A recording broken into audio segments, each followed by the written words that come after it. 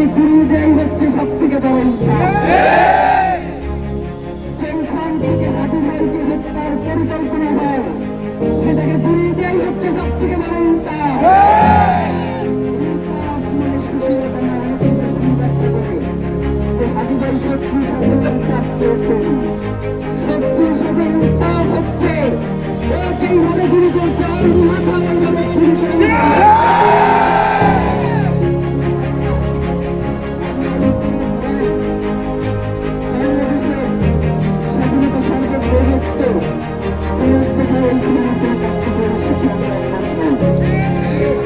বাংলাদেশের স্বাধীনতা রক্ষার জন্য আমাদেরকে যদি জীবন দিতে হয় আমরা তার জন্য প্রস্তুত রয়েছি।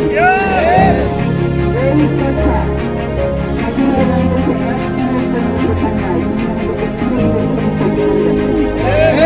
সুতরাং নির্বাচনকে নির্বাচনের সময়ই হইতে দিতে হবে।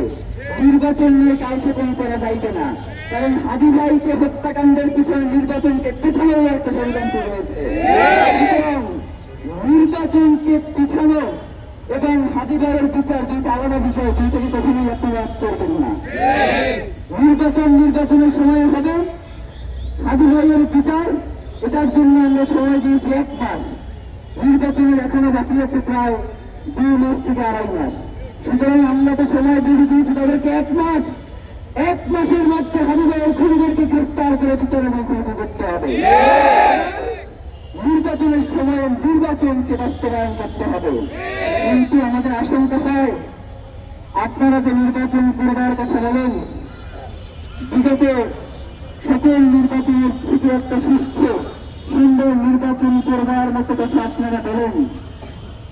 হাজি ভাই তো গুলি করা হয়েছে আছে।